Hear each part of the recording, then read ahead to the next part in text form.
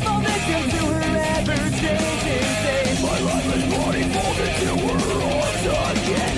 I consider ways to make her pay. So tonight, these days they care.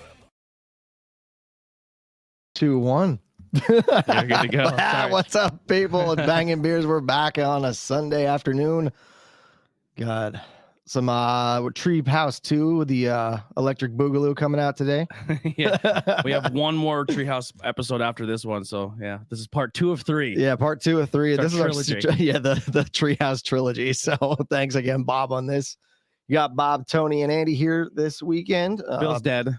Bill's unfortunately he had to work, but He has passed. he is slinging craft beer down in Minersville right now. But if you're in the chat, please feel free. Let us know what you're drinking. Tony, how we doing today? Good. I'm doing great. I just want to shout out our Patreon. So we have it goes from $1 to $25 based on what tier you want. We are doing a giveaway. Anyone who donates, is it all right? Just really cold. That's fine. All right. Extra cold. We are doing anyone who donates over $10 to the Patreon and subscribes is in the running once at the end of each month for a free T-shirt. So we do have some people to give away. I want to be fully transparent when I say this. There are some names that I'm going to read off that I'm going to thank for the Patreon that are on the podcast. You're going to hear some names. You're on the table. They are not eligible for giveaways or prizes. Sorry, guys. And then we also, if anyone who signs up for the Patreon this month into next month, so we're going to do the giveaway at the end of February, is going to win the Bangin Beers Yeti can koozie, which I got yelled at for. This is not a koozie. That's what Andy Header said. I said it's a koozie. It's just a fancier version of fancy koozie. Exactly. All right, so you're on my side. Thank you. What did he call it? He said it's just a can. I don't know. He just called it something else, but he was offended I called it a koozie. Oh, I said, it's the same thing as this. It's a except koozie. Except it's insulated better. It is. Yeah. It's a hybrid. It's a top tier koozie. Exactly. It's like a premium. It's not like the shitty $2 one I got at So the gas station with some It's the like Rolls that has Royce tits or of something. koozies. Yeah, right. It's like it's the Mercedes of koozies. But we want to thank Andrew Hare, Greg Reese, Heidi Blackwell, Ryan Galato from the Fueled by Hops That's more because podcast. I just forget to give you money when I need to. Yeah. Kelly from Crystal Mountain Healing, Tommy Borsrath, the Tree of Life Metaphysical Shop, Brad Zalonis, Hireth in Other Words, and Jay Horror. I'm really happy my voice is holding up. I was very nervous. Last night when I left the wrestling show, it was gone. Oh, no. Yeah, gone. But yeah, very excited if you guys, like I said, in the chat hanging out. Tell us what you're drinking. Tell us you're here, and come say hi to us. We got 2 show beers cracked, as well as the first beer. The first one we cracked. My fridge in the back is on a different level, so it froze the one can for KCBC. So we got a really, really cold version. It's like a beer slushy. So that's the first one we cracked. Bob, if you want to read that off.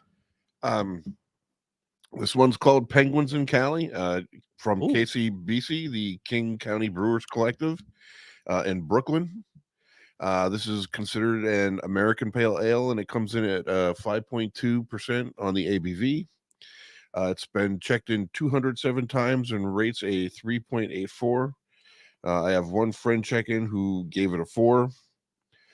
There's no real write-up on it. It just goes right into the flavor profile, which is hoppy, crushable, rich, malty, and sendable. I think we have the same friend who checked it in, so this might be the one he brought for us. Or did you bring this one? Actually, I bought a 4-pack of this when I was up there, okay. and so that's DWL is my friend. That's I gave him a can in a trade. Okay, because Bob G checked it in. Our boy. Oh, yeah. So you did. So, yes, check it in. I've had G. I've had it once before. Yeah, you as did well, check it. Yeah. So this is part of a series. So they do like Penguins in Space, Penguins in Cali. Just a few of them I've seen there. So this is something they keep going. For some reason I thought it was Bill. I'm way out of it today. I'm in my own head. But yeah. So yeah, the Penguin series, I guess this is pretty cool. But KCBC is King County Brewing Company. They are out of Brooklyn, New York, United States. They have made over 453 beers, and they average a 3.98 overall on Untapped. So they're killing the game. We've had a bunch of their stuff on the show before. Their can art is always sick. I feel bad that the can inadvertently was murdered.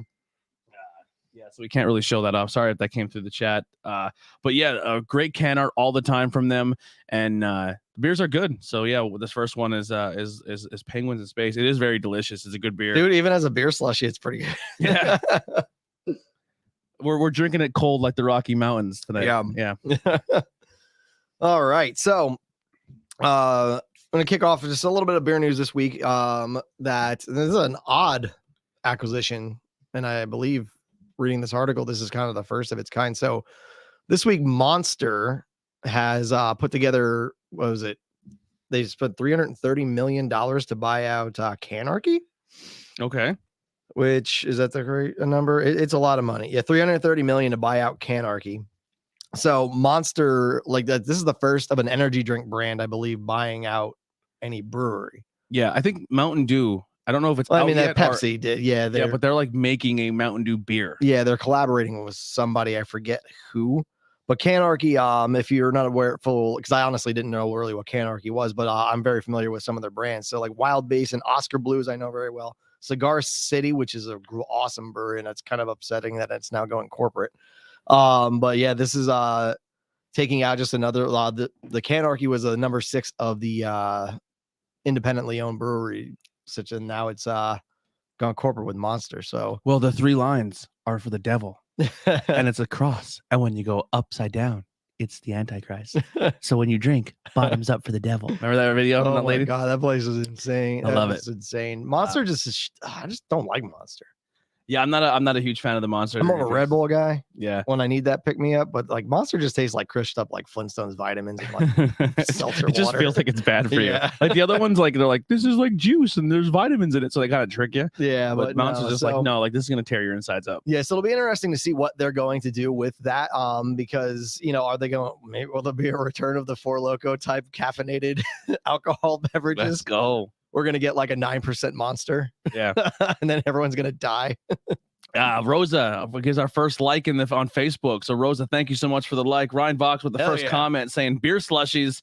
That's what we're doing today. Hell yeah, dude. It's set what 7 degrees last night. It dropped I down. still got a little bit of ice on top. Yeah, Yeah, that, so wasn't bad. I mean, there's a fantastic beer Yeah. for being frozen. I mean, it's probably even better once it warms up, but yeah, man.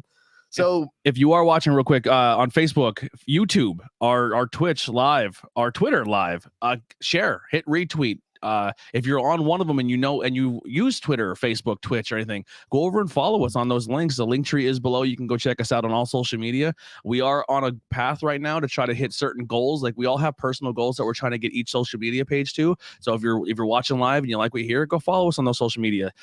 We do have the new merch out. You can go check out. My sticker just came in from Teespring, and so when you do buy the sticker, I think it's like between $3 or $5. I forget what the price is set to, but it's that big. It's huge. Like I could palm a basketball, and it's nice size. yeah, it's a big ass sticker. Yeah, so we got It's the new almost sticker. about the same size as a normal beer label. Yeah, it looks just like a beer Yeah, label. if you put I that think on- it's bigger than the real It label. looks a little bit bigger, yeah. It's, But I mean, here's a pint glass, and here's a sticker. yeah, it's so a big sticker, it's but pretty it's nice. fantastic. Yeah, I'm pretty excited for it. But yeah, well, they're all for sale. Yeah, maybe that's the right label for a quart bottle. Yeah. If they ever put us in man cans, this is our When label. we're gonna do the 40 episode. Yeah, when we do we're gonna do brown bag episode part 2. All right, so let's jump into our first of Treehouse Part 2, and we have Very Hazy, an American double IPA. Very hazy from Treehouse Brewing of Charlton, Massachusetts. As Andy just said, it's a double IPA.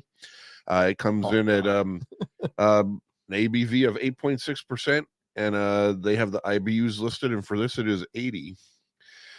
This has been get ready for this one, Tony. It's been checked in 37,000 times and averages a 4.63. Wow. I have 61 friend check-ins, and it averages a 4.6 amongst them. And this one I have not had yet myself. This is one of their like flagships, isn't it? I'm pretty sure it is. With that many check-ins, I would think so. So a kicked up version of Haze, our double IPA. Very Hazy is a beer that makes us very happy. Very Hazy conveys all the beautiful flavors of haze, but with even greater depth and potency. Pungent grapefruit notes greet your palate, while an underlying current of soft tropical fruit dances in the background. Just the right amount of bitterness balances the sweet fruit flavors, while a velvety soft mouthfeel makes you easily and dangerously forget this one clocks in at 8.6%. Yes. Holy One shit. A fucking huge and 100%. beautiful beer that maintains softness and delicacy. And the flavor profile is smooth, tropical, hoppy, sweet, and fruity. Yeah, this is definitely probably their heavy hitter. If for that many check-ins to be ranked that high, this is definitely This is their cleanup batter. This one comes out and finishes the job. This is crazy. I can even smell the fruitiness when Yeah. I pick the glass up. Yeah, it's all those tropical notes. This is a dangerous. What is it? 8.5%. 8.6. Yeah, Oh my God. that is completely invisible, people. Mhm. There is absolutely no sign of that in there. Like we said it last time on the episode, but the hype behind Treehouse is true. I mean, like their beers are insane. I keep forgetting what episode we're on. I had to Check check in. 146. 145. I think. I hope I'm not wrong. Oh my God. But like, seriously, like, and I'm trying to keep up with as we talk about them, see what ones are available, because the Treehouse prices really are not bad. Yeah, it's one of those things too. People really go out of their way. Like that's one of the ones that's like people mule for. Like, yo, you're going to Boston? Yeah. Can you grab me Treehouse? And then, oh, it is 146. Whoopsie. Way to go, Tony. I messed up. I gotta edit that real quick while you guys are talking. Well, Bob, so tell it. Let's hit road trip on Rosa. Where have you been this past week? What do we got? Just had one small trip this week. It was actually yesterday. We had to do some business at a mall. We decided to go to the Lehigh Valley Mall. And when we were done with the shopping, the Pocono Brewing Company has an expansion brewery in the shopping center that rings them all. We started out there. We ate our dinner there as well. A good time. We've actually been to the brewery before. That was the first time we ate there, though. When we left there, I don't know how long it's been there. I don't remember seeing it before, but as I said a couple times before, I'm also a hot sauce junkie. The Pepper Palace has a franchise in the same shopping center. It was like 3 doors down from the brewery. So spent about half an hour in there. And when we left there, we went to McCall. Nice. The new building? It's the first time I've been there, so I don't know. I know that. What was the they put a new one, like they opened up a new building, right? Like the secondary location that we talked about I last think they time. might be working on that. I don't think that's open Yeah. yet. I could be wrong. But McCall, it was a let nice us know. place. The staff there was really great. I had their Czech Pilsner. I had a farmhouse ale, and their barley wine was the last one I had before we left. That was phenomenal. And they carried some Maiden PA spirits. Oh, nice. So they had from Kinsey. It was a blended Scotch, which I gave a shot. It was actually pretty decent. What was your first location you said before McCall? Pocono Brewing. At the Lehigh Valley Mall. Yeah. Yeah, Pocono has. I haven't been to any of their locations, but all their beers I've had from them have always been pretty decent. So we got started later in the day than we originally intended to. We wanted to bail the house around 10 o'clock, and we actually didn't end up leaving until after 1. So that was probably the shortest road tripping with Rosa expedition ever. Yeah, you're usually like Bob will Leave be the like state. stop down on a Sunday and be like, yeah, we went down to Maryland, then we kicked over to like Northern Virginia. We slid over to West Virginia. I forgot there was one more stop on the way home. We stopped at Nevelis Beverages in Schnecksville, and I picked up some stuff for back at the house. Nice. Cool. What kind of hot sauce you bring home? I'm pretty sure I picked 6 different ones. I'm probably not going to be able to remember all the names. I got the Coco Loco. I got the honey garlic wing sauce. Oh, that sounds awesome. I got the tequila pino. Ooh. I got another kind of jalapeno sauce. That leaves 2 more because I got at least 6. But, yeah, Pepper Palace is always a good time. Like I said, before the show. That was the first time I was ever in there. Yeah, too. So I was like a kid in a candy store. I got a couple of their beef jerkies that are Nice. accentuated with their sauces. I got some glassware, T-shirt. Nice. Yeah, the Pepper Palace is always whenever we go down to North Carolina, when we go down to Myrtle Beach for a day, they have a huge store at Broadway at the beach down in Myrtle Beach. And me and Heather would always go through and just crank down a bunch of hot sauces and stuff. And really went like $50 worth of shit. Well, that's a fun Yeah, segue. so if for anyone who's never been to one of them too, almost every sauce that they have on the shelf, They have squeeze bottles of it, and they have these little itty bitty plastic spoon dispensers everywhere. Yeah. And you take a spoon for samples, and you can sample any sauce before you actually decide what. Yeah, so Yeah, you try it all out, which is sometimes a bad thing because either you're burning to death or you spend way too much money. And then one of the things they did too is like they would recommend like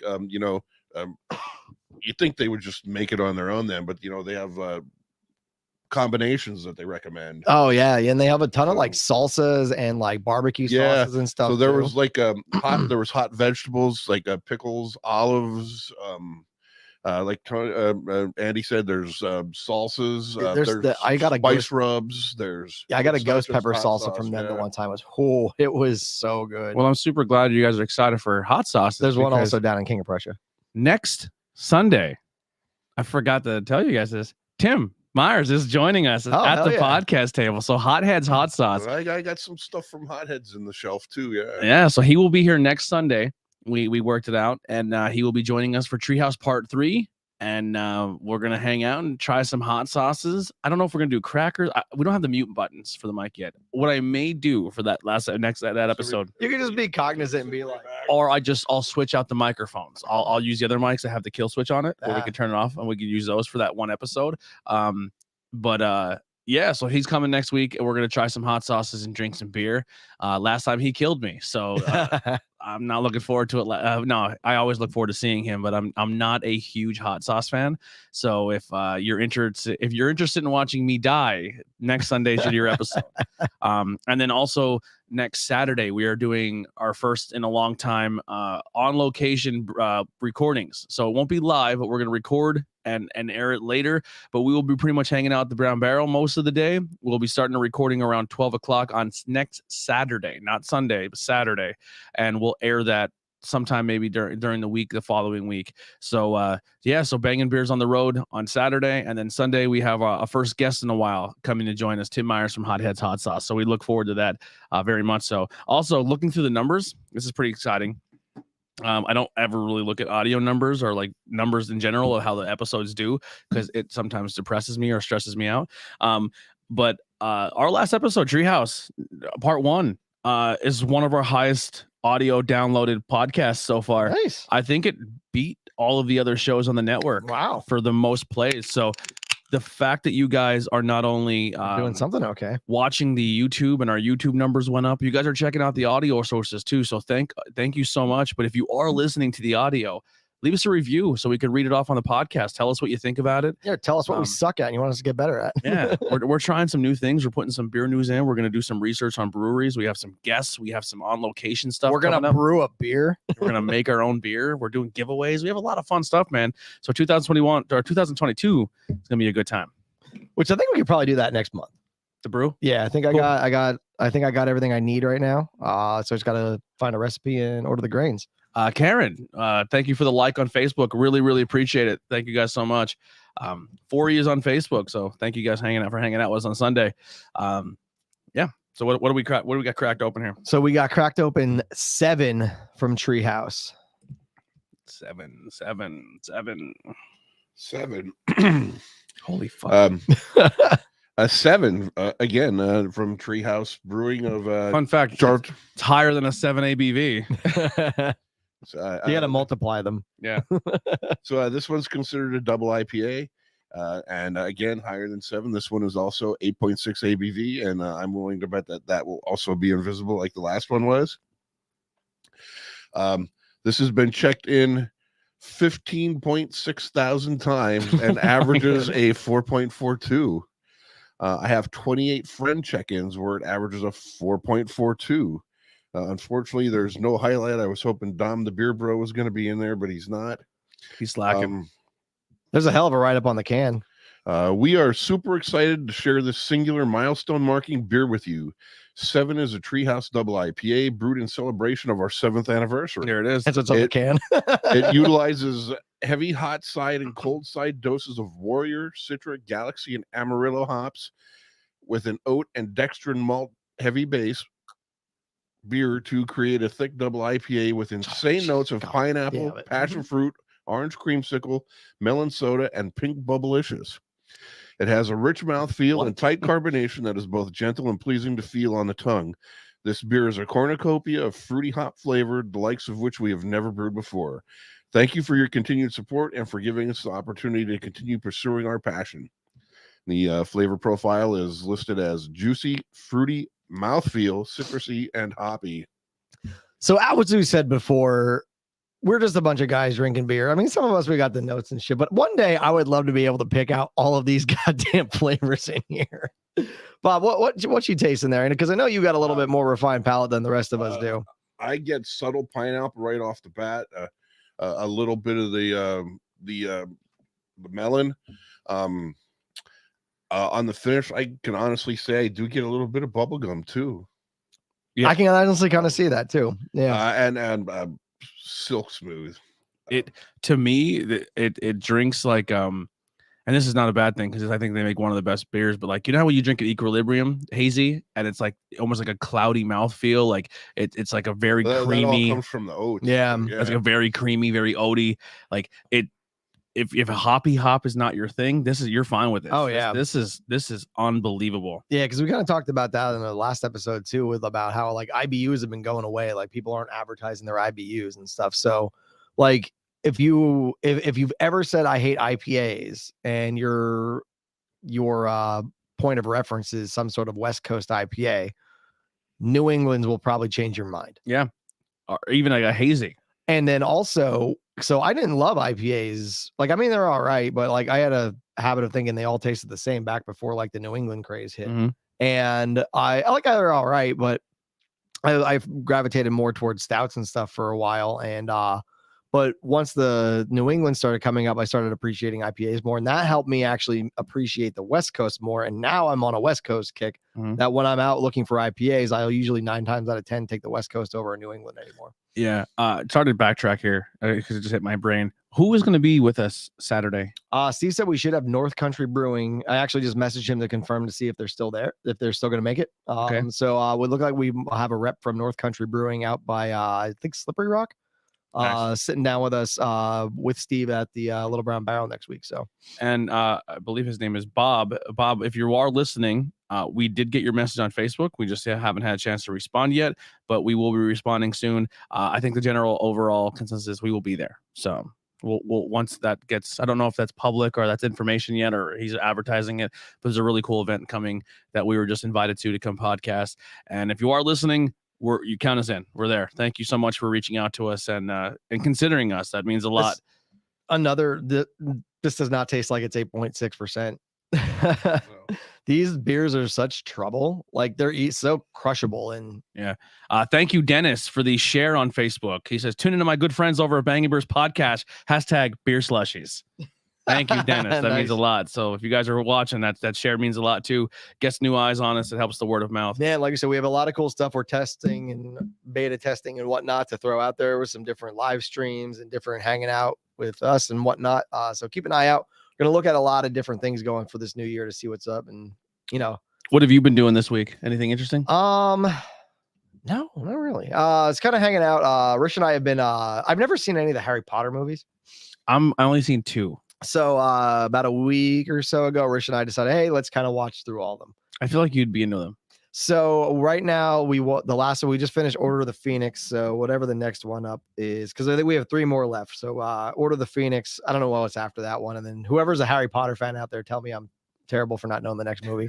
And then was a Deathly Hallows Part 1 and 2. So I like it. I mean, it's fine. I don't love. So my biggest thing about it is like Hogwarts just needs to background check their fucking teachers. That's like the premise of every movie is that, the teacher of like the dark arts prevention is a piece of shit. And he's trying to kill Harry. Yeah, they're trying to kill Harry or do something or try to get something going on.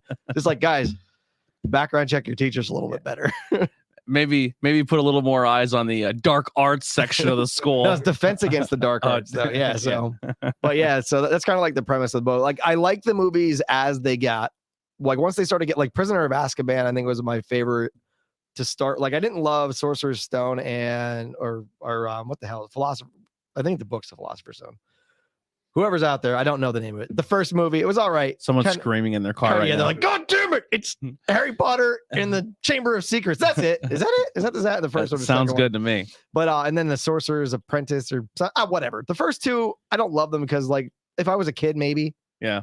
But as they start getting older, I like them a lot more because they get darker. Yeah. They get a lot darker and it's a lot more interesting. So from Azkaban on so far, I've really been enjoying them. Bill pitched an idea because Heidi's never seen Bond movies, and I've only seen like a handful. Never seen any James Bond She's never movie. seen any. I've seen only a handful. So Bill pitched like a secondary Not Cool in High School episode here and there to promote just like it's a series of like Heidi and Tony go undercover or like a 00 Blackwell or something like that. Where me and Heidi watch the Bond movies and do like a 15-minute review podcast or 20-minute review podcast on each one. Yeah, Yeah. nice. So I just I wish that they would have the special effects capability now when Sean Connery was James Bond. That'd be cool. I mean, although those effects are great back in the day, they did a lot of really good stuff. Yeah. But yeah, so we watched the Harry Potter. We finished Dexter New Blood. Was it worth it? The ending is much better than the original. I mean, there's not a hard target to shoot at. Yeah, it's not a hard. I mean, I there's some things I wish they would have I would have rather done. Like the last episode, actually feels the least strong of this whole the thing. series. But there's a lot of things I wish they would have done that they would have followed through with and maybe had an extra episode or something. Okay. But I mean, it ended. I think it ended okay. It ended better than the original Dexter. Mm-hmm. I won't spoil, so you guys. I'll give you at least a month moratorium on that. Yeah. But it was as a series as a whole, Dexter New Blood much better than the last 2 seasons of Dexter. I just started watching Entourage. Yeah, I'm way behind the curve on Entourage, but I start watching it. I'm fucking obsessed. It's so good. I never watched it. So good. It's loosely based on one of the owners of the UFC. Oh yeah, Like he was an agent for a while, and then he ended up like working his way up to the UFC, like to buy the UFC. And it's actually loosely based on Mark Wahlberg's life and some of the experiences he had in Hollywood. And then it kind of like has moments in it like that you can see happening in Hollywood that happens to this character. It's really, really good show. It's fun. It's been out for forever, so I'm not the first one to ever talk about it. I've never seen that one, and I've actually never seen or read any of the Harry Potter. Oh yeah, Bill's in the chat. He said it's bonding over Bond. I love that. Yeah, the Harry Potter stuff. I mean, I was in my 40s when that came out. Yeah. So, yeah. I mean, you know, it was something that my son enjoyed, but I don't know. Yeah, like they came out. Like I guess I was a senior in high school when the first one came out, but they also came out or right after I graduated. But they also came out when the Lord of the Rings movies had come out, and I had read the Lord of the Rings books, so I was more Lord of the Rings is more my jam than Harry Potter. But it's still fun. I like it. Yeah. Last night I was at PPW New Beginnings, which that is was gonna be my next one. wrestling show. Tell us about your meetings yesterday, my Bro. friend. So we get there. It's an all day event. It's 10. I cracked this hotback amber ale from Trogs Yeah. as our next show beer. We do have a Trogs episode coming up again. Sorry if you're sick of seeing Trogs. We're never sick of drinking it, so expect to see Trogs on the episodes very often because we love what they do. But yeah, we have the Warwick collaboration we just picked up. We have the Hotback collaboration. We have the Coconator someone picked up. The Hotback is an OG of Trogs that they just put out back again, but it's only available at the brewery right now. Yeah. And then we're gonna do a double nugget, we're gonna do a nectar versus double nectar, a blizzard versus double blizzard. So we have a big Trogs episode coming perpetual and perpetual. We're gonna do the whole thing. It's going to be the main beer and their variant. Oh my goodness. This is highly underrated in my opinion. Yeah, that's really good. That's an ale. So actually, while I have it up, Hotback Amber Ale from the Trogs Brewing Company of Hershey, PA. It is considered an American amber or red ale, 6% ABV and 55 IBUs. It has been checked in over 77,000 times and averages a 3.59. I've never had this one before. I have 91 friend check-ins where it averages a 3.58. And again, I'm bummed there's no Dom the Beer Bro highlight here. Dom, you need to get on your game, my guy. So how have I never checked this beer? I wondered that myself. I know I've had it because it's one of my like I said, it's one of the OG. It was one of the first beers I've ever had from Trogs. I'm very surprised I've never checked it in. Standing 12 foot tall at the center of the brew deck is our Hotback vessel. Here, Whole flower hops swirl in hot wort, coaxing hop oil into aromas of grapefruit pith and pine sap. The bright hop nose is counterbalanced with malt tones of toffee and caramel. The flavor profile is listed as hoppy, smooth, malty, sweet, and light. And that is the first thing that I pick up on. This is malty. I get caramel undertones under that. Bready hints on the finish. This is super smooth. It's like an ale. delicious. If like an ale, a lager, and like an IPA Yes. had like an orgy and made a baby somehow. It's fantastic. No, this is one of my favorites from Chile. Yeah, Like, that's I won't be protecting the 4 on this. Nope, not at all. yeah, like I said, that's one that like I'm bummed that it's only available at the brewery now because this always used to be like a staple of the variety pack. So like they'd have 6-packs and stuff of it at Weiss Mhm. and everything. And then a few years ago, I guess I don't know, people weren't buying it or whatever, but it disappeared. Now they brought it back as a brewery only. Yeah, and they seem to be trying a lot more stuff. Like there's a lot more cool stuff coming for Trogs. We kind of talked to the rep a little bit. There's gonna be a new beer entering the variety pack this summer. The summer packs, they have a new one coming out. They have a new seasonal that's starting next month. Yeah, I saw the poster yesterday and I still don't remember the name of it. Yeah, I forgot to. It's a new IPA. Yeah, so keep an eye on them, man. I mean, obviously they're Trogs. They're fucking killing it. But yeah. And then we have the collaboration with Warwick Farms, and we also have the collab with Pizza Boy we'll be featuring here in soon. Yeah, we have to get up to Warwick and grab some beers off them soon and work that out because they make some good stuff. But anyway, tell us more about your adventures with Bob Backlund. Yeah, so we get there and he's the first one in the building. Bob Backlund is still a legend. He's still awesome. Got to talk to him a little bit. How old is he now? I don't even know. I felt like Bob Backlund was like 50 years old when I watched him when I was a kid. Yeah. I had a really cool moment with him where I kind of was like, just like I suffer from imposter syndrome where I just feel like I don't belong places. And yesterday it was in high alert. Like, you know what I mean? It's crazy to sit down and have like personal conversations with people you've been watching on TV and seeing since you're a kid. And like, they're normal people. They're just like us. You know what I mean? Like, and they're not egotistical. They're not scumbags. They're not bad people. And you can just have normal heart-to-heart conversations and just kind of gush over their accomplishments in the business. It's really, really crazy. But I walked up to Bob and I was like, Bob, like, what's your favorite match you've ever done? He's like, honestly, I can't tell you, because I put my heart, my soul, my dedication, and my love for the business in every match I do. And I go, it shows, man. If you watch a Bob Backlund match, he loves what he's doing. Like, he absolutely loves being a professional wrestler. So that was super cool to meet him. Offa Jr. was there. I'm just kind of mentally going around the room. So Offa Jr. was there. Doc Gallows, which is from the Bullet Club and the club, and from WWE and New Japan and Impact and ROH and everywhere. He's been all over the place. He's the current Impact World Tag Team Champion. The Sandman was there. TSK was there. Maven was there. Alexander Hammerstone, Rich Holiday, Veda Scott, Casey Navarro. Casey Navarro had somebody with him. Now I'm drawing a blank. Mercedes Martinez, which is one of my favorite female independent wrestling stars, no longer independent, signed to AEW. I got to personally sit with Mike Bennett and Maria Kanellis. I don't know if you've ever seen Maria Kanellis. She is gorgeous. Mm-hmm. Yeah, and got to talk to them all day. Gave me so much advice and so much encouraging and positivity and so much cool stuff. There was a really cool interaction with them and a fan that I don't really want to put out there because I think the fan's going to kind of do his own little content with it.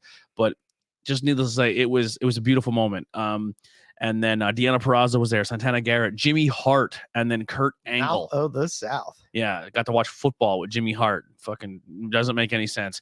But the overall show was just unbelievable. PPW talent is awesome. They put on a great show. If you ever have a chance, please go buy tickets for PPW. Like a show and like little convention? So it was a convention and then it was a show. They don't always do the convention first. That was just like I think they kind of tried out. Nice. But there's always a show every month. Next month's gonna have Killer Cross there. Recently just released from WWE. I'm forgetting the guy that they repackaged. Yeah, and really badly recently. Yeah, and he's with Scarlett Bordeaux, who is like Maria Kanellis, is a very beautiful woman. She will not be there, but maybe in the future, who knows? But yeah, there's some really big names coming next month. So come buy a ticket, hang out front row. You can see me do commentary. Come watch a wrestling show. It's an awesome time. And he did not retain, or not retain. No. He did not successfully win back the WYLN title. There was a little bit of shenanigans. He was screwed out of his title shot. But They'll who get it knows? next time. Maybe they'll give him another chance because it was done a little screwy finish. But as of right now, it's a loss, and he goes back to the line for the WILN title. But F you, Joe Davis. Dude, that's awesome. Bob is 72 years old. Yeah. Thank you, Kelly. Kelly in the chat, plugging away, helping us out with some stuff Thanks, in there. Kelly. Kelly is a superstar. You can check her out this Tuesday on Not Cool in High School podcast. We're going to talk Betty White. We're going to talk the history of Betty White. Betty White, nice. Yeah. So this next one, we got the Fruit Project, Calamansi and Mango. What we got there, Bob?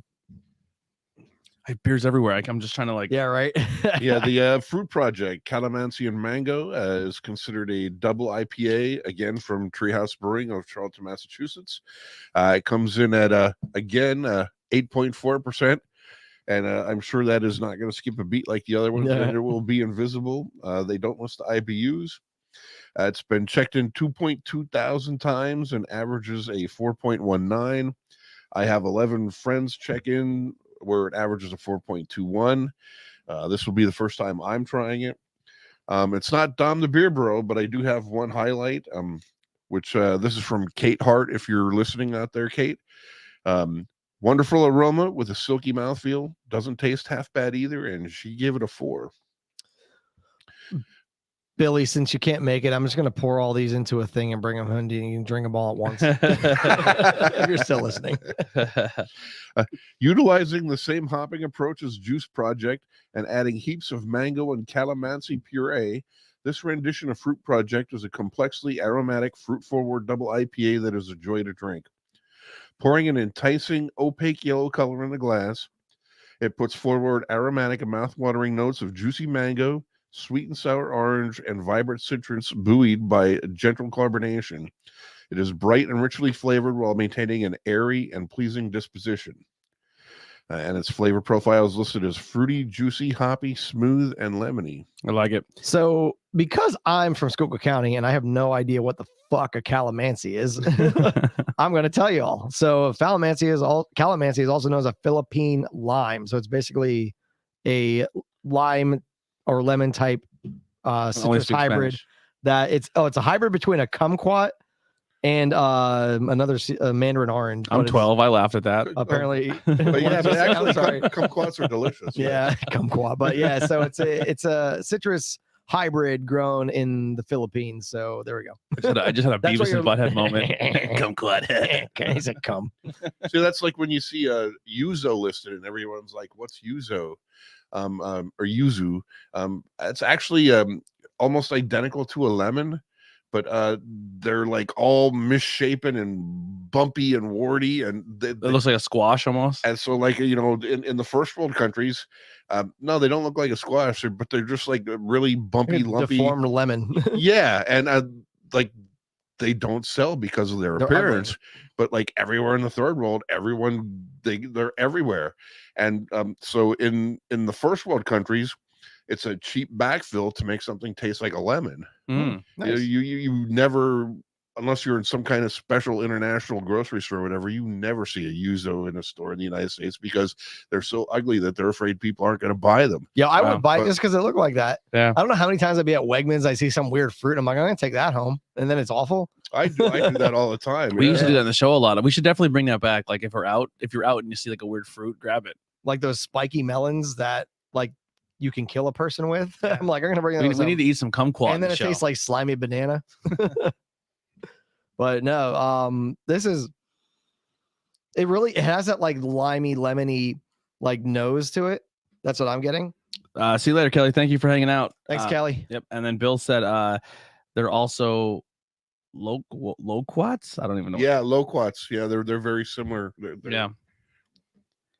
Here's a cool thing with this Treehouse can. So a lot of Treehouse art cans, like I'm just not trying to shit on them, but they don't really blow you away. It's just like their logo in a different color variant, and it kind of stays pretty simple. This one has it's almost like a legit art project, and it's like a scientist they have a looking through a window. They actually, there's another beer. One of the ones that I had that I brought back had a crazy. It's like that same mad scientist. This one, Yeah, the Juice Project. It's actually that same guy. Yeah. Yeah, I have one of those too. Yeah, so these are kind of cool. I kind of like this series because the can art is really, really nice. I would rock that Mad Scientist. Like if that was on the merchandise, I would rock it. I have to check on their website. I apparently didn't save a picture of that one. Oh well, but whatever. The last They're thing I all need is more fucking goddamn t-shirts. pictures. Yeah, right. But no, this is another, and this is another 8.5, right? 8.3. Yeah. Holy shit. Yeah. I'm glad we're only drinking 4 ounces. Yeah. That's why I was like, I don't really want to do too many show beers because there's only 3 of us, and I knew Treehouse always brings the heat here. But anything else you want to bring up, Annie? Me and Fody got together on Friday. We're hashing out a few different things to finally get some new Faith and Exile material out there. So hopefully that's coming along. Nice. But no, that's about it right now. Yesterday we went to Trogs again. My second time in 2 weeks, I guess. Nothing wrong with that. Yeah, because I met a dude down at Trogs 2 weeks ago to trade a guitar. And it's one of the best guitars I've ever brought home. It's Really? a Schecter Keith Merrow signature Mark II 7-string, and it is everything I wanted in a guitar. Like what makes it awesome? It just the neck is awesome. The pickups are exactly what I want. The stainless steel fret, so I don't have to worry about crowning them and stuff.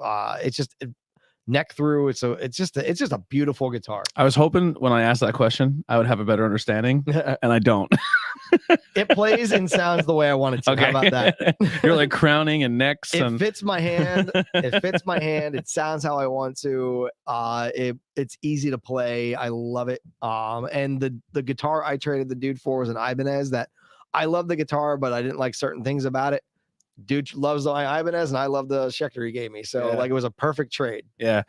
Jack is over on the YouTube side. Thank you so much, Jack, for hanging out with us. He says, oi, oi. Oi, So oi. cheers. Glass up to you, brother. Thank you so much for hanging out with us and leaving us a comment. People who've been commenting on the YouTube videos afterwards too, thank you so much. That comment helps. Hitting that like on YouTube. We are really trying to grow that channel. Unfortunately, most of our people just watch on Facebook, which is nothing wrong with it. No. It's easier. That's kind of where we started building our audience. So we're trying to grow that YouTube and Twitch and Twitter and Instagram. So anytime we get love on the old tube of Yube, Yeah, but We yeah, love like it. we said, there as with this year, we got a few different ideas of things that are going to come out. So hopefully over the next few months they come to fruition and we get those out there. Like especially when we brew our beer, we're going to document that shit. Yeah, So I just used those wireless microphones on an episode for Interviews with Everyday People that's dropping Monday, and while I was there, a compressor kicked off for like a freezer, and it was loud, Oh, and man. I was like, oh no, I'm not gonna be able to use this. This conversation was so good, and I'm getting better at editing and fixing things and doing it. And I'm very proud of myself. So I'm really excited, not only for the conversation I had that's going to come out Monday, but how I kind of fixed the issue.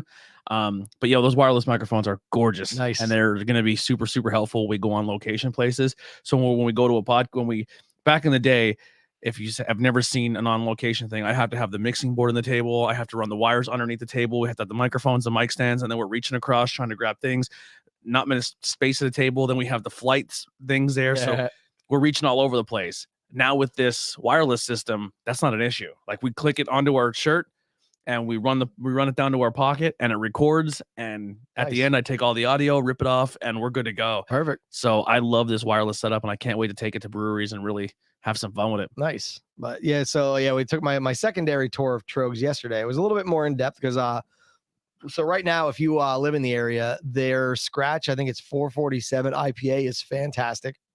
And He said, well, now that I'm around, your YouTube channel will explode. I'm kind of a big player. I was going to say I'm kind of a big deal, like the War on Burgundy, kind of a big player around these parts. And he goes, ...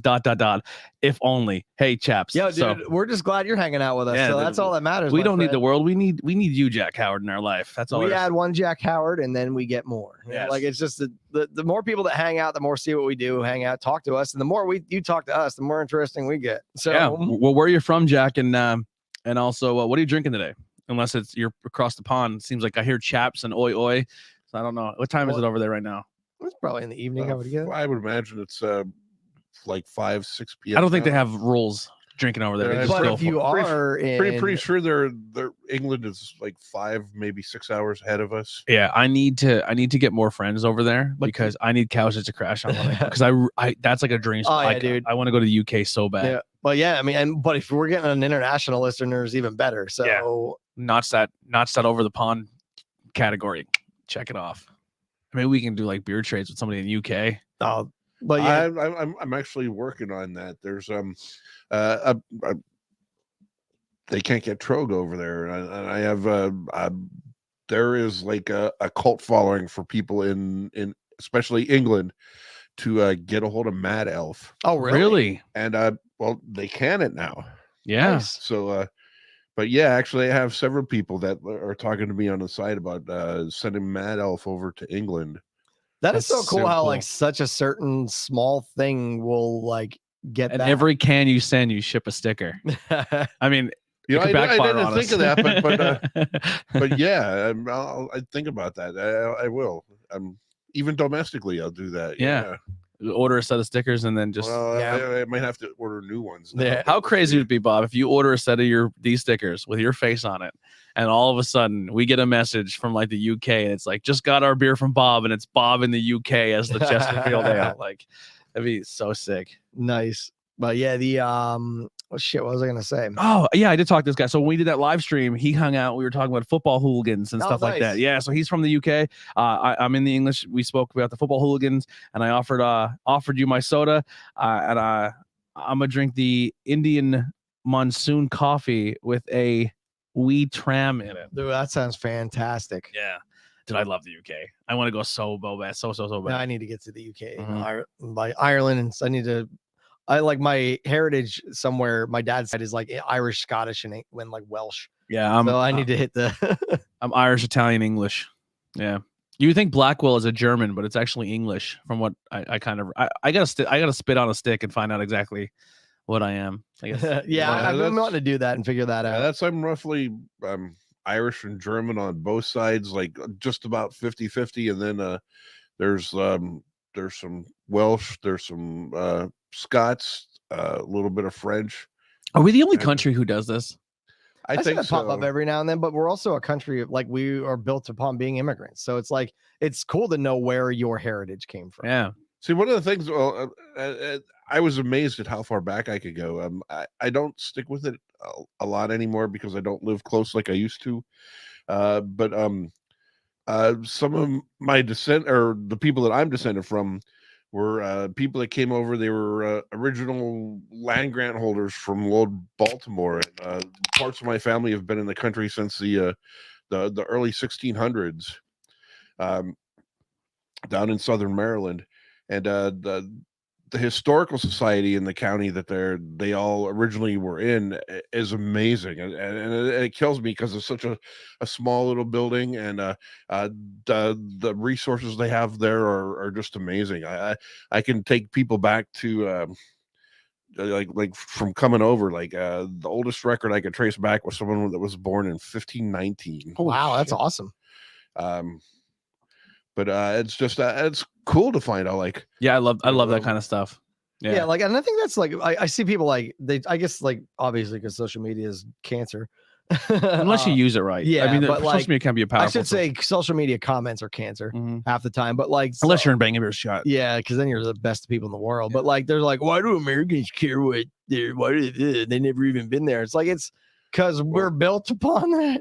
Yeah. Well, see, the thing of it is like there is a subset of people that like, oh my god, I'm Irish, and then like they get possessed by that. Oh yeah, And no, then, yeah. If you know, go and then, white- and then that is the thing that drives the European people crazy. Is, you know, like, here's someone who hasn't had a drop of blood from Ireland in them for 200 years. And, Yeah. and now they think they're Oh, yeah, if that the defines fucking your- king of Ireland. yeah, if that defines your personality, then yeah, no, that's Yeah. bad. I offered you my sofa couch, not soda.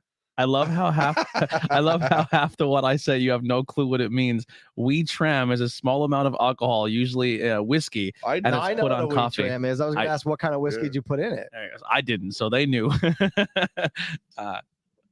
So is dram and tram the same thing? Because like a small dram of scotch. Yeah, it's a good question. Well, I always went under the assumption that a dram is a legitimate unit of measurement. Oh, Like one finger. Yeah. It's like, Like- can I get 2 fingers of scotch? yeah. Can I get 2 knuckles? Yeah. Yeah. It's like, give me 4 fingers of scotch. Like, oh, all right. But no, dude, that's awesome. But yeah, no, yeah, if it defines your personality, it sucks. But it is cool to know like how your family got here. Because one thing, like my uncle, I need to reach out to my uncle because I know he did our family tree not too long ago on my dad's side. But like one thing I do know is my last name was O'Hare and had an E at the end. They dropped that at some point in like the early, because you're Irish, you had to hide that shit. Yeah. See, that's funny. There's actually, I have something similar to that where the family name was Redmond, and everybody had like 13 kids. So and then like everybody used family names for their children. So in this instance, like in the one town in the one county, there's like 8 James Redmonds, and this guy this was in the 1930s, and he got sick of getting the other guy's mail all the time. So he just changed the way he spelled Redmond, and he added an A in there. So it was Readmond. And you could never get away with that today. Yeah, I'm gonna change Well, that. that'd be like, you'll see the things like when people come into like Ellis Island or other immigration ports, or like the person writing the log down, be like, I don't know how to fucking spell that. Here you Yeah, go. so that's how then your name got put whatever he wrote down. Yeah. I used to get picked on by my Italians or my Irish side, where they're like, "Your name is Tony." Like Tony wasn't even a real name; it's a made up name. When you got off the boat, they thought your name was Tony, and they had a letter on your chest that said "to New York," and they just said they made a new name out of it. Yeah, that and what was the other one I seen? Something just beep. I thought something beeped. Yeah, I don't know. I love that shit too, where you learn your history and where you come from. It's I don't know. I think it's pretty important. Yeah, especially here. Like, I mean, obviously, if you're like from Ireland, unless like you or like the UK, and like unless you have like, I just hate when people say, "Cool, I like to celebrate my Irish heritage or my Polish heritage or my German heritage," and then someone like, "I want to celebrate my Mexican heritage." Like, go back where you came from. It's like, shut the fuck up. Mexican heritage is awesome too. Yeah, well, I mean, like when someone wears like waves the Mexican flag or Dominican flag, it's changed the connotation. People are so stupid. I hate it. I think everyone should be able to rep their country where they came from. We're a melting pot. That's what we're all and about. be proud Yeah, of it. this is it's never going to change. This unless something really fucked up happens. This is always going to be a country that receives immigrants. Yeah. And the population trends change, whatever. You know, there were times where literally like people had signs in their lawns or businesses put signs in their windows that said no Irish or no Italian. The Irish need not apply. You know, that's you know, I'd like to think we're a little bit more enlightened now, and Let's hope. you know, we're getting there. Sometimes it scares me. We're getting there. I mean, when people talk about ignorance and like keep immigrants out of the country, it's like I wouldn't be married to my best friend if it wasn't for immigration. Like my wife's dad was brought over during Vietnam War as a refugee. Like he was a refugee from Vietnam, and he came over here. Was he a good person? Who knows? You know what I mean? But he spawned a kid that became the fucking love of my life. So like if he wasn't able to come here as a refugee, I'm in the same boat. yeah, I wouldn't be with my best friend. You know what I mean? So I don't know. Well, my wife's grandfather, he married a woman from Barcelona, Spain, and brought her home. But he met her during World War II. Look how Jack enters the chat. We get international with her and history of other countries. I love it. It's cool. Yeah, but like, yeah, my wife's grandmother is literally from Spain. Yeah, it's super neat. I love that kind of stuff. This is fantastic too. What the fuck is this? So this is actually one I had on tap up there. The Juicy is a juice. What is it called? JJJucieee Project. Citra plus Citra. This is actually the beer I ordered. The first beer I ordered at Treehouse. So again, the JJJucieee Project, Citra plus Citra, again from Treehouse Brewing Company in Charlton, Massachusetts. It's considered a double IPA. I guess this is going to be the heaviest hitter of the night, 8.7%. Doesn't even drink like it. No, again, totally invisible. This one has been checked in 4.6 thousand times, where it averages a 4.45. I have 12 friend check-ins where it averages a 4.49. Oh, real quick here. So this juice project has different variants to it. So there's a Juice Project Citra Galaxy, a Juice Project Citra, a Juice Project Citra Mosaic, a Juice Project Experimental HBC 962, Citra Barb Rogue, Citra Galaxy. So like this is a series. They take this. Yep, that's the one I had. The Citra. Yep. Yeah, that's cool. I honestly think as like a beer drinker who doesn't know how the process works, I like when breweries do that, when they say like this is our variant, but it's only with this hop, and they really just focus on that hop. Yeah. So when you taste it, you're like, oh, that's what Citra. You know what I mean? Like I enjoy that. Yeah, like they're one of those few like hops that like I can finally pick out. With each passing day, as hands-on brewers, we learn and we progress with our knowledge of raw materials and process how it influences the outcome of the finished beer. JJJucieee Project Citra plus Citra represents another leap in individuality, hop character, juiciness, and drinkability. It is loaded to the brim with explosive and revolutionary hop. This beer is a joyful explosion of flavor, saturated to the absolute max with hops we spent years working to understand and attain and do justice. And the flavor profile is listed as citrus, orange, hoppy, bitter, and pithy. Oh, we got another. Jack is doing work. He's doing Jack the is Lord's doing work. Brad Evans in the chat. It said, "All right, lads from across the pond, Jack Howard sent me." So glass. Cheers, Brad and Jack, for hanging out with us Thank across you for the hanging out with pond, us, guys. We're drinking virtually with some international Yeah, where chaps. are you guys located in the UK?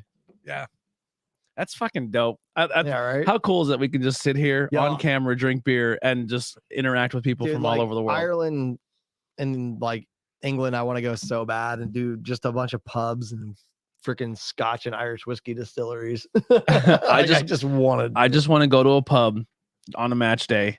I want to get hammered on whatever ale or whatever they're drinking, lager, and just like hear them sing their shanty and the song like the soccer chants, and then march to the stadium and watch a match. I would fucking and then fight in a shipyard afterwards, and then watch all the hooligans cut each other's faces apart. But yeah, I want to spectate the hooligans. I don't want to fight. Those days are over. Until you get there. Until I get That's there. like me going to a show. I'm like, I'm not gonna get in the pit today. Yeah, I might. All right, nah, man. I might fight. Cheers. Brian the Beer Snob is hanging out with us virtually Brian. too. This is great, guys. Thank you so much for all hanging out between Facebook and YouTube. We got everyone here. Brian the Beer Snob has posted some really good videos of his beer reviews. Dude, love your beer reviews. Yeah, he Keep does a them great coming, job. my friend. One of these days you got to join us virtually. Yeah, one day. Yeah, we'll figure out something and set up something virtually, and we can hook you up. Brad says, "Here to the support, lads. Appreciate it, guys. Thank you so much. Make sure you hit that share button. Like, this is where these moments happen where we can meet cool people. Yeah, and and the have fun more conversations. like the more people interact with us, the more ideas we get too, and just kind of to like bullshit with you guys. You know, if this is something that continues to blossom, maybe that's something we should do where we have like a special UK episode. Yeah.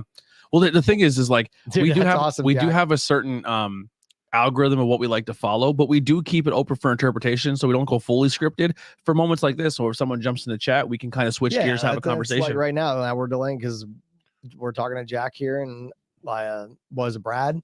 Yeah. So and yeah, we want to interact with people. The more we interact with people, like, you know, it's kind of like I always equate the podcast stuff to being in a band, but also with my job, like I'm an HR manager for a company. And like when I do orientations, if people just kind of sit there and stare at me, I'm like, all right, I'm going to rush through this. Don't care what you get. See you guys, have fun. But when people actually ask me questions and we joke around, guess what? Everyone remembers all the shit that I fucking told them. Yep. He's from the East Coast in a place called Suffolk. Suffolk. Okay, I'm familiar. Yeah. Me and Brad are the YouTube Commons duo Epic Proportions. I love it. Beautiful. Yeah. I forget they told me their team name. I just forget what team. Oh, so wait, what kind of whiskey did you put in your coffee? Oh yeah, what kind of whiskey are you drinking? I wonder if they're from the English, like if they're English, do they drink Irish whiskey, or they like? Is there like a little rivalry, like a friendly? So. There's not like an English whiskey. I don't think. You guys can correct me if you're wrong. I mean, if I'm wrong, I don't think there's an English specific. We got the Scotch and the Irish. I'm sure there's something. I'm gonna say top whiskey. Like I know Scotch and the Irish whiskey. They're definitely different, and I love both. Top whiskey in the UK. Google it. It's gonna be fucking like Jim Beam. Well, don't forget the UK is more than one country. Yeah. So when you mentioned Scotland, Yeah, England, like I don't know about there's- Welsh whiskey or English specific whiskeys, but yeah, you guys can correct us. I love Scotch, especially a nice single malt. Ooh, yeah. It says Darkness 8-year-old is the best single cast single malt whiskey. Paradin Welsh malt whiskey. Naked Goose Scotch whiskey. Yeah. I know. I just love learning about other people's cultures and what they do over there. Like I want to do a Scotch distillery tour. Did they if I ever come get back out and there. say what team they follow? No, not yet. Well, there's a little bit of delay. So when we talk, and by the time they receive it, there's a little bit of a different delay. That's, actually, I follow an English football team. They've fallen upon some hard times. They were in the lower levels. They got as We have high to be as, careful here. We might lose them right here if you said the wrong team. but they'll probably laugh at me. Yeah. But they got as far as League One, which is the fourth level of the English football pyramid. Is actually amazingly complex. I love the way it's set up. Though. There are it's amazing how complex it is, and that they can keep that organized and running like it does. So the team that I followed was the highest they ever got since I was a fan, was, like I said, League One. That's considered the fourth level. And then they ran into some financial difficulties, and they actually got liquidated, and someone bought the team and all their assets, and they're in the non-professional levels now. Oh, really? But they're still there. It's originally they were Macclesfield Town, and now they're just called Macclesfield Football Club. Okay.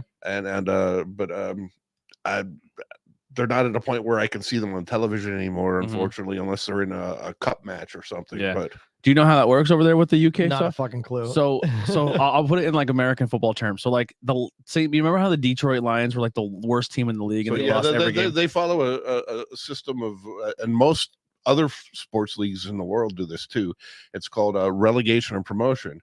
So if you finish in the top few positions in your league, like you're in the third level, you get promoted to the second level, and then the last 2 or 3 teams in the third level get demoted to, so it's kind of like the farm teams here. Like if they did well, they could get promoted to major league. if the if players they were get- still Okay. if they were still independent leagues instead of Yeah. like a total farm. So essentially what happens in America is we have these small leagues and then the bigger players pull from those small leagues to bring them up and play. They do that there to an extent, but for the most part, what they do there is you're good enough that your entire franchise can move. So like how we have the college level, it's kind of hard to do it here because there's so many different teams that play over there, Yeah. and we separate it by age. See, and but college that's another and school. thing too. Like it's like the club system. So like when you start with a club, it's like the equivalent of doing Little League or American Legion or Pony or Knee High or something here. And you actually play for your club when you're 5 or 6 years old. And every club that is worth anything has like a whole youth development program. And there's none of this stuff where schools spend millions of dollars a year on maintaining athletic fields and stuff because you're doing that team sport in your club. Yeah. Okay. And actually, in most of the world, when you see a team in a professional league that is their name has something to do with the university, it is actually a legitimate professional team that the school sponsors. Yep. It's not students that get a free ride on a scholarship to be superstars. And they pretty much get these super athletes to play for their school to make the school money, and then the student gets nothing.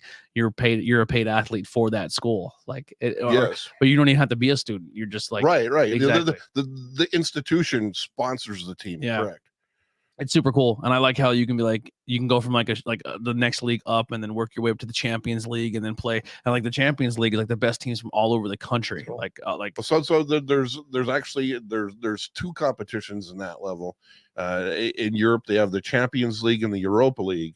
They use a formula to figure out how many teams each country has eligible for each league, but that's when you're in the Champions League, you're the best of the best in your country, and each country's best teams compete head to head.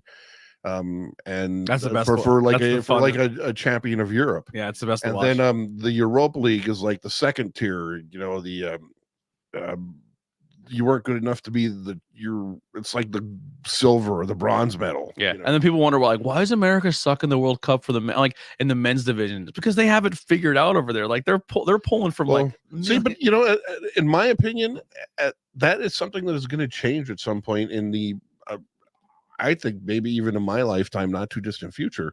When you look at the size of a country like us compared to maybe any other European country aside from Russia, our potential talent pool is so big, and what we call soccer and they call football becomes more popular every year, and more children become involved with it.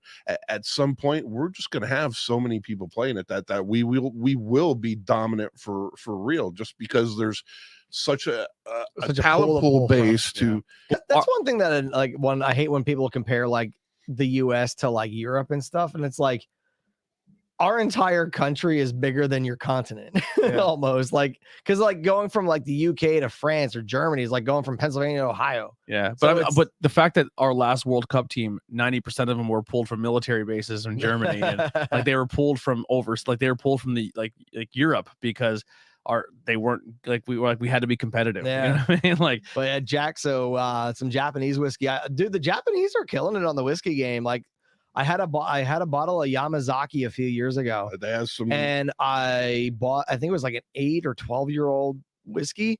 I got it several years ago, and it was like I think 30 some bucks a bottle. It's like $78 now. They have a couple nice Japanese whiskeys at the Tap Depot, and I don't know if I mentioned it before too, but now that that place is bigger, and not only did they expand the beer selection, but the liquor selection, you can actually do whiskey flights now too. Jack fucking Tully is my favorite Irish whiskey as well, my friend.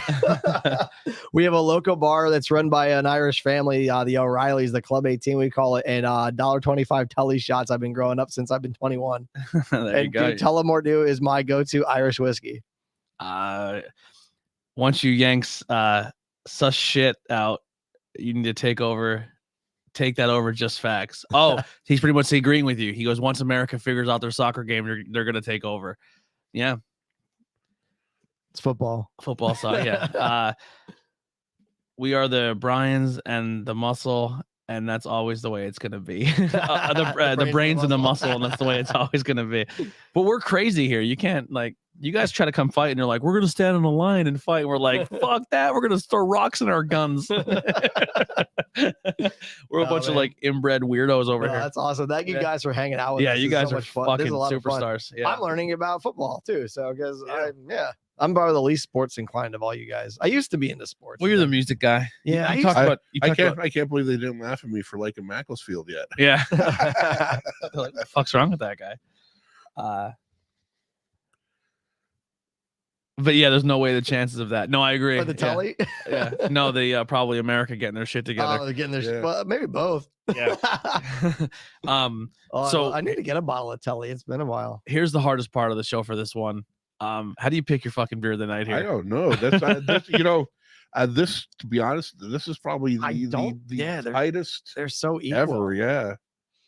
I've never done this. I I'll just kind of go by first, 'cause memory. I think I'm gonna go very hazy is gonna be my number one. I think that like all of these are very close. I think the very hazy is going to be my number one. Like it's such an easy drinker. It's exactly what I would look for in a double IPA for in a New England style, and it's fucking dangerous. 8.5%. I could crush a 6-pack of this and then die.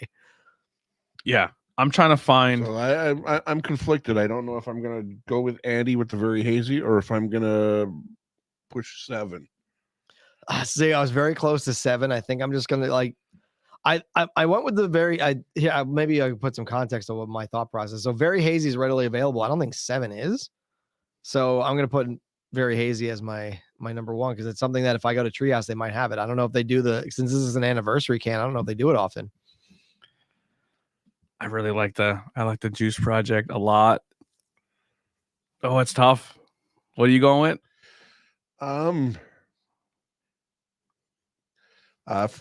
For the sake of not shooting my second place beer in the foot, I think I'm going to side with Andy and go with very hazy. All right. Well, this is like having 4 beautiful women in the room and they all want to bang you, and you're like, "Fuck, what one?" I mean, we can. And we're all just, single men, you know what I mean? And we're like, "Man, we have our choice of these 4 we can beautiful always women." just go like, they're all the beer of the night. I mean, Why don't we like honestly like they're all beer of the night? yeah, Like, you can't pick one like, out of this. Yeah, I can't. It's very hard. Like I had rationale for very hazy, but not the rest of them. So I think they're all really. I mean, Is it off? you would say like, okay, very hazy, then probably 7. Yeah, 7. You'll never Seven's get. my You'll probably number never 2. get after. Yeah, I That don't doesn't know. stop it from rocking. Now, Yeah, if anyone's familiar with Treehouse, like if they do 7 regularly, let us know. Yeah. It'd be great. But all of these are fantastic. Like I have a very hard time because I'm good for that vote. And like I said, this JJJucieee Project, Triple JJJucieee Project, Citra. This is the first beer that's the beer that caught my eye on their tap, and it's very fantastic. Ronnie hanging out with us. He was another one hanging out in the live chat. He goes, "Hey guys, watching the Bucks Eagles game. Are any of us Eagle fans? Go Birds. Go Andy's Birds. kind of an Eagles fan by default, but he couldn't tell you 6 players in the team. Not currently, but I will support the Eagles until I die. Yeah. I don't even know the score. If you Let's asked know the me score. like 2 years ago, I would have been able to tell you every player on the Eagles team. But I go into like troughs of time. I just don't care, or I don't have time, especially because I don't have cable anymore. Yeah. Like, so like if I had cable, when I have cable, I just pop an Eagles game on. I sit there and watch it. But now it's like, Oh, this is awesome. Jack says, I feel like I'm in the room with you guys. Love it, chaps. I meant for us having the same favorite whiskey, but yeah, that works. yes. For my Yanks and my football comment number 2. He goes, 4 women all wanting to bang you. Now I can really relate. Jack Howard. And go Bucks. And Brian says, go Bucks. If the Bucks beat the Eagles, like and I can always say, well, probably going to happen. like I said, Washington beat them. Washington beat the Bucks. Yeah, but it's the Eagles. They always fucking choke. Probably one of the reasons I don't follow football. So are we gonna all vote for this? There's all 4 for beer of the night. I support them all beer of the night. What do you think, Bob? You want to rank Or you want to keep the integrity of the show and do a actually I gave 3 of these a 4.5.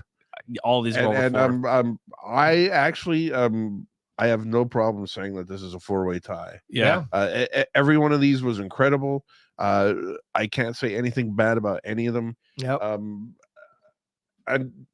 And look at the numbers behind all of them. Yeah, look at Oh, so here you go. When what was it, 30-some thousand check-ins for the very hazy, and they all and an average 4.6. Realistically, I gave 4 hazy, and we don't do this anymore. We don't give our scores on the show. So if you want to follow us, you can head over to Bangin Beers podcast, Anthony Blackwell on Untapped, and follow us. I gave very hazy a 4.75, 7 a 4.5, Hotback a 4, Full Fruit Project a 4.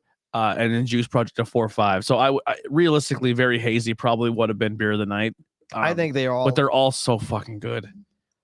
We are at a stalemate. They're all fucking equal. But they're Treehouse can't, and then we got Treehouse 3.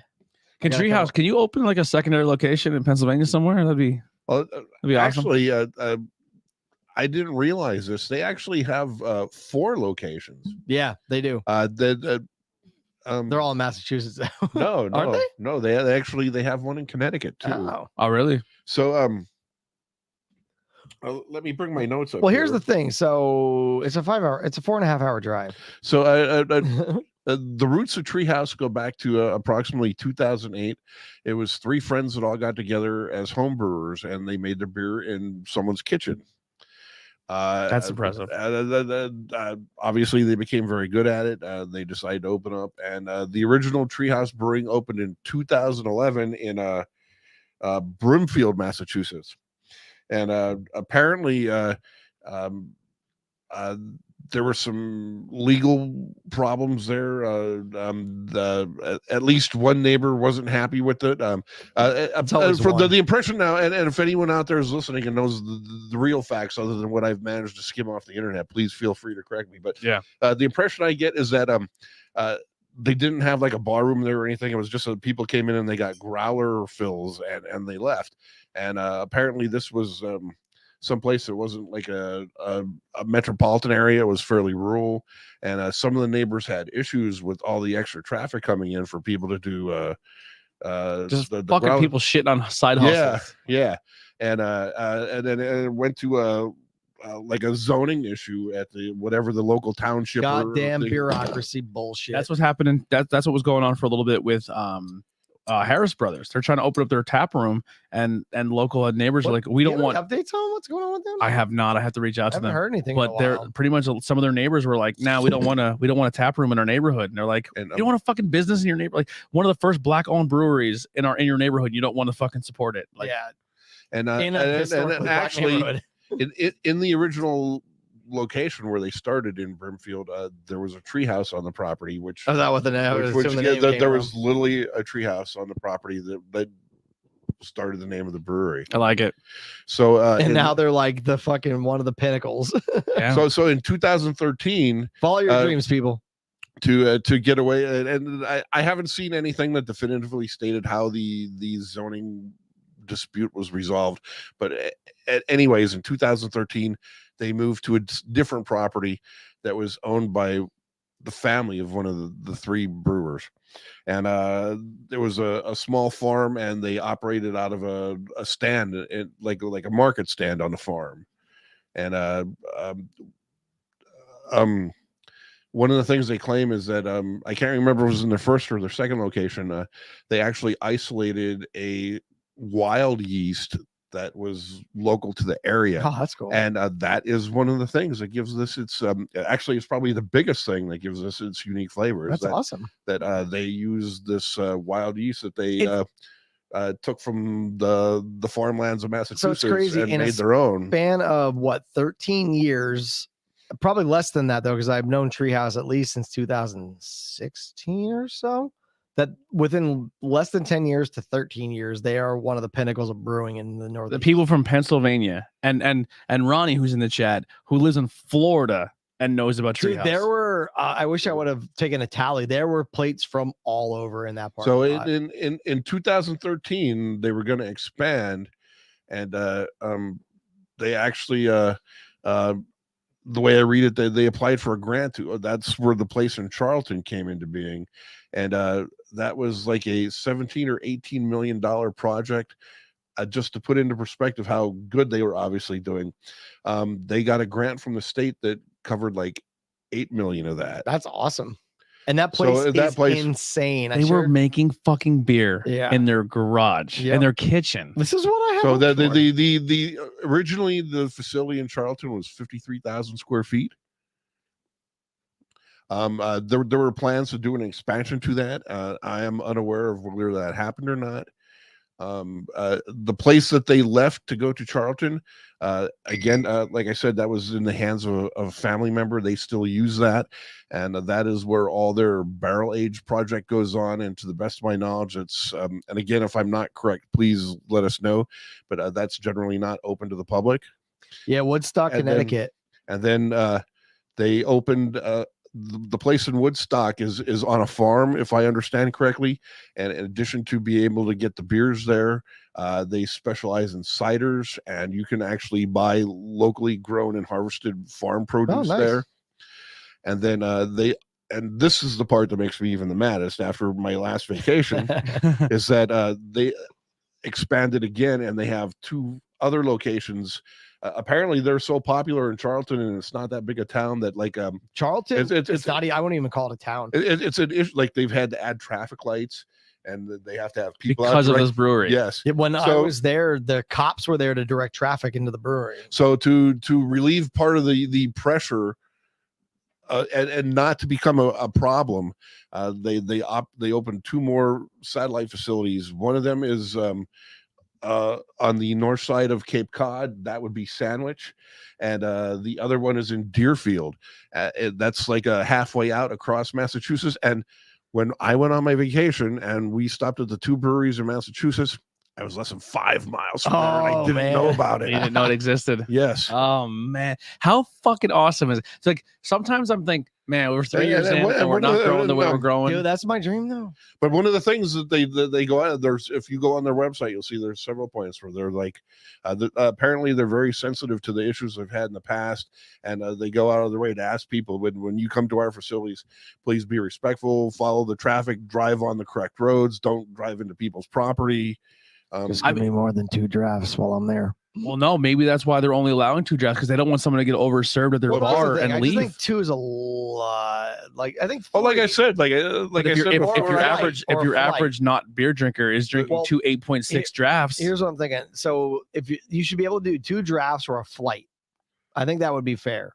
Because if I can get 5 4-ounce pours, or what, let's say two drafts are what, 32 ounces, let's say, then that's like 8 of a flight I could get. So if I could do a flight versus 2, I would rather do the flights. That way I could try what I want. Like I said before, when we did the first one, I think that is the real driving force behind that, is crowd control. Yeah. And to keep people moving, and not to get the town or the cops or whatever. A black eye. Yeah. That's honestly though, when I was there though, like maybe there could be a rotation of how, because like when I was there, it wasn't really that crowded.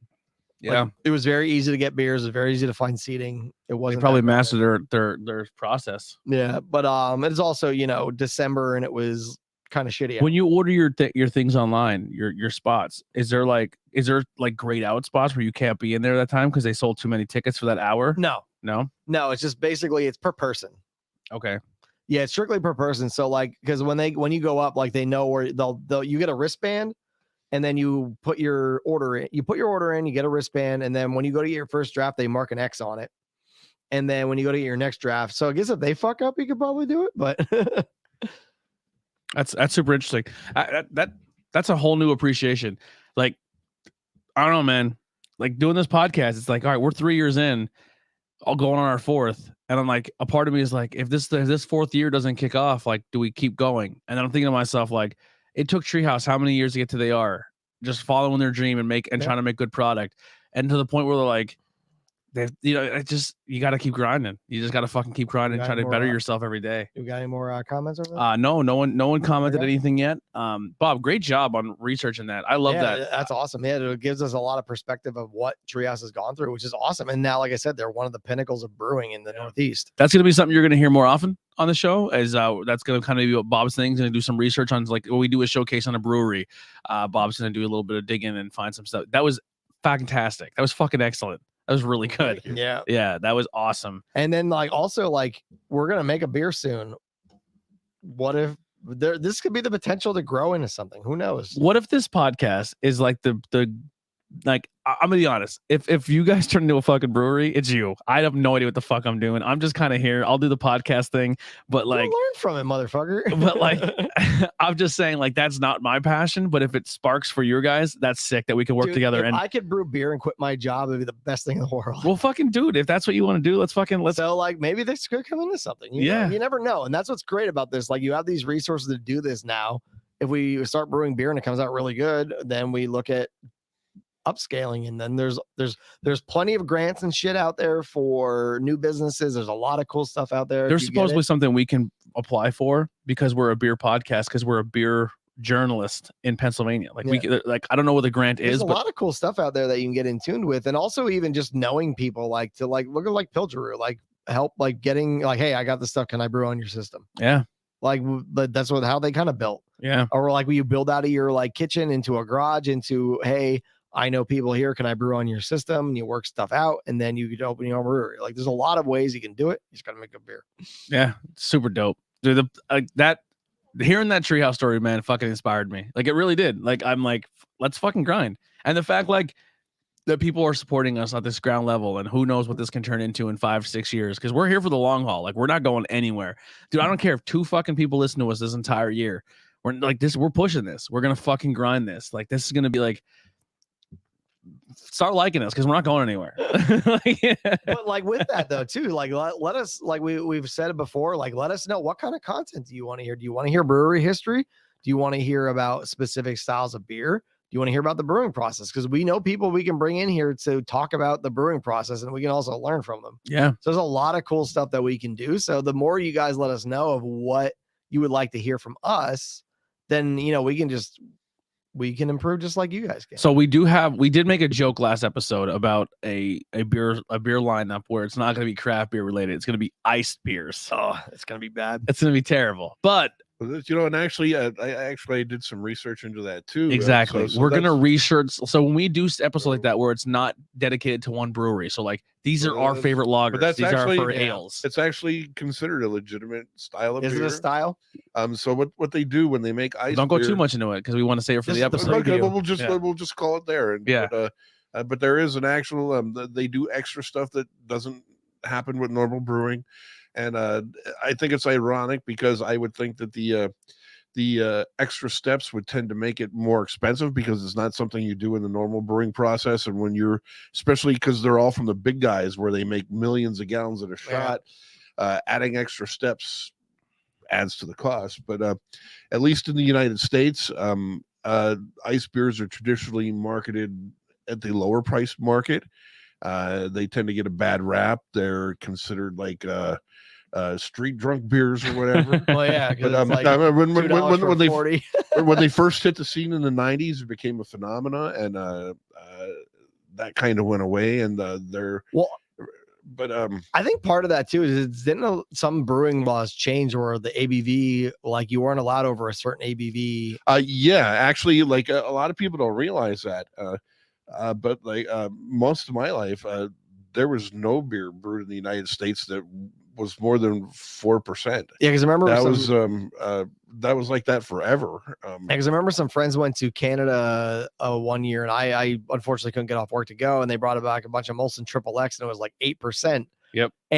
But that was like they had to bring that home because you couldn't get it around here, and there were no beers that high ABV. Now we're drinking 11.9% Mad Else. Yeah. But one cool thing though, I wish we could find, because I don't know if Bud Ice in the bottles existed. The bottle used to be cool as shit. Bud Ice is still around. At least Is it still in the cool bottle where it's all like I don't know, but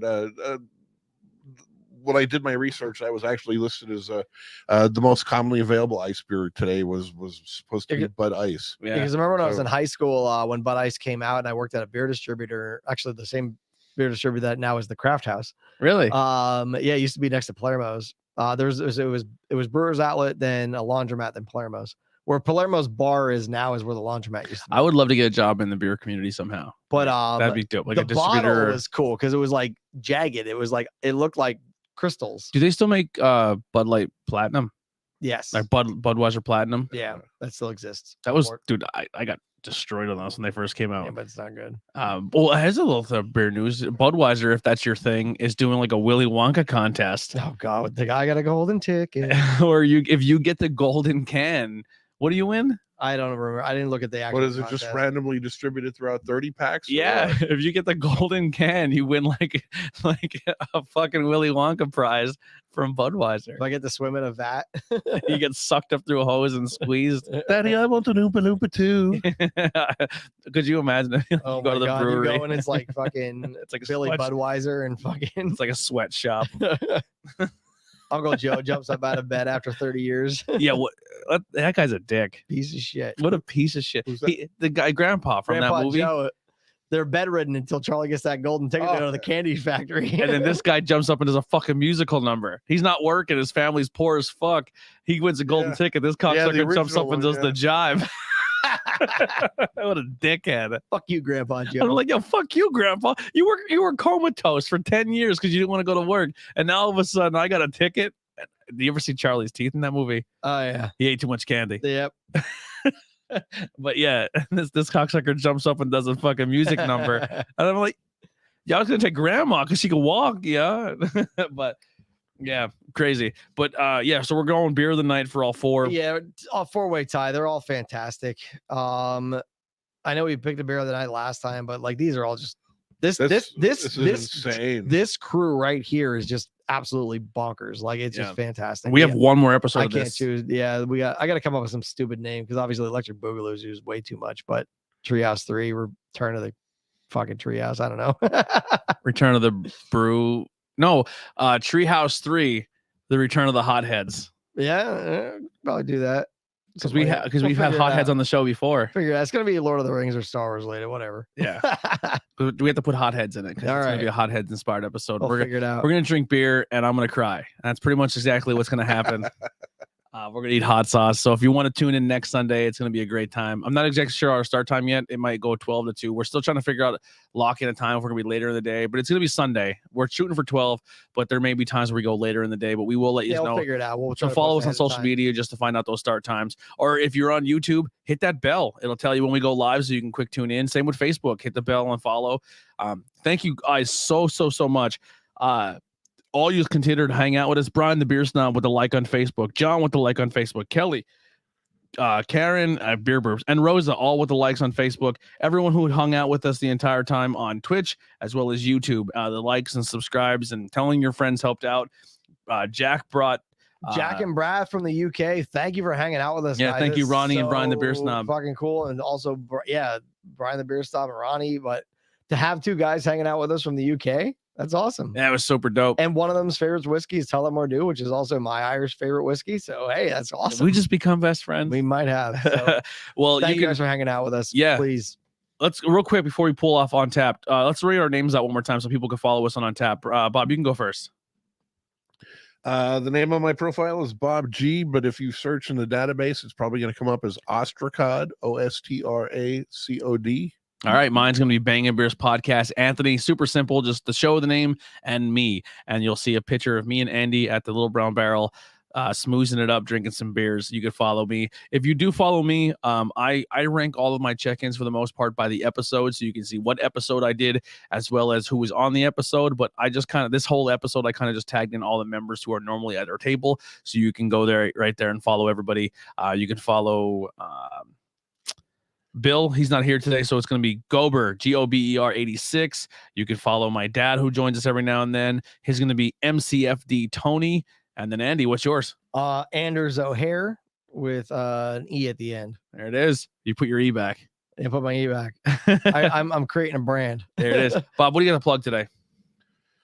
Both the breweries I had this weekend were really great. So a shout out to the people at the Pocono Brewing Company and the people at McCall's. A little side shot out there to the people that make the Kinsey whiskey. That scotch was really good. I understand that they make a blue corn bourbon, which I am on the lookout for now. Another thing of mine, I am nuts about stuff that is made from blue corn or green Oaxaca corn from Mexico. I go crazy for that stuff. We've been contacted by some bourbon and some moonshine places locally to come do episodes. So fucking fingers crossed for that. I mean, I think Bob and I are the only ones that drink whiskey, though. Yeah, I'll do a thumbnail of whiskey. And then also a shout out to the Pepper Palace. Yeah, Andy. Hopefully some new Faith and Egg stuff coming up soon. And I might have another project in the works again that might actually come to fruition. We'll see. I don't know, because being in a band sucks. Yeah, it's tough. People are unreliable and it's terrible. It's hard to get everybody together. Which I shouldn't say that because I'm also unreliable in certain situations. But no, I got some of that. I got some cool ideas for this podcast that I'm working on. Once I figure out the technical details, then we'll figure it out. Yeah. All I got is check out the IWEP network. That's IWEP network. Also, Little Brown Barrel, hit them up. Our favorite place in Myers will be there next week on SEP. They're doing a Valentine's Day dinner, $50 a couple for a 3-course meal. Yep. Which you can't fucking beat. So their food is fantastic. Come this Saturday and hang out with us at the Little Brown Barrel. And Sunday we have the Hotheads episode. So go follow Hotheads Hot Sauce. Nice. That Hotheads Hot Sauce is featured on the Hot Ones YouTube series. So that hot sauce has been eaten by 3 superheroes this year: the Punisher, Spider-Man, and Hawkeye. Which Punisher? Jay Bernthal or Tom Jane? Bernthal. Okay. Yeah. So we're gonna eat hot sauce of the superheroes.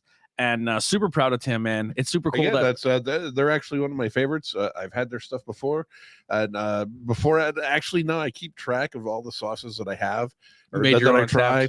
But so I currently have 2 on my shelf right now. But absolutely everything I've had from them I thought was fantastic. Dude, he brought this stuff called the Chocolate Plague on his when I did his show with him. And dude, I hated my life. It was awful. Chocolate Carolina Reapers. It was awful. It was like the second to last hot one, like hot sauce on Hot Ones at the time.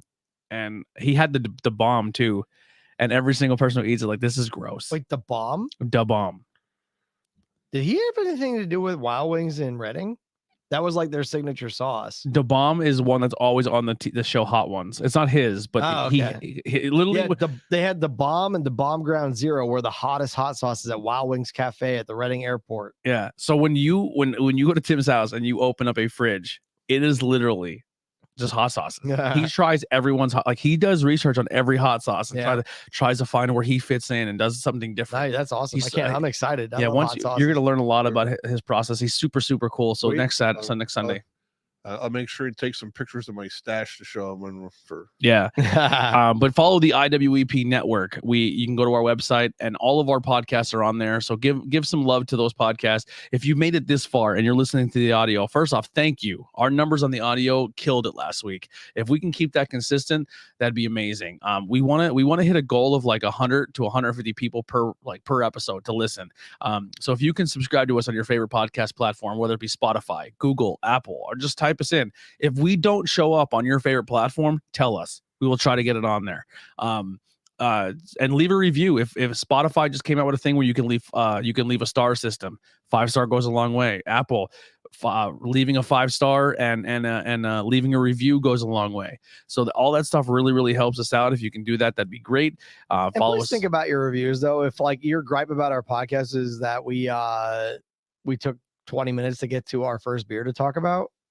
You don't really know our style. Yeah. We're trying to be different from every other podcast. Like we're not going to timestamp, like we're not like a movie review or anything where we're going to timestamp where that starts. So like if your gripe is that it took us 20 minutes to actually talk about our first beer, sorry. That's just what we do. Sorry. We don't script anything. We don't plan things out. We have a semi-structure. We leave it open for interpretation. We're trying to recreate the experience of sitting down with your buddies, having a couple beers and having a conversation. Like our buddies from the UK now that are talking to us. So like that kind of sidetracked our whole entire thing, which is awesome. In a good way. So like now we're interacting with people from across the pond, and there's Skip Bayless is in the chat.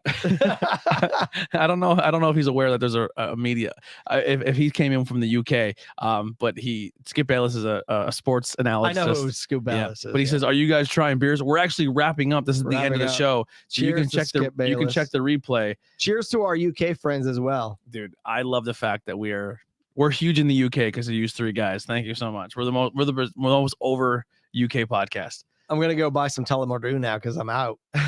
And if you go to the website iwepnetwork.com, or you go to the Instagram, our Twitter page, our Facebook, there are shop now buttons. It'll take you right to our shop, and you can get the new logo.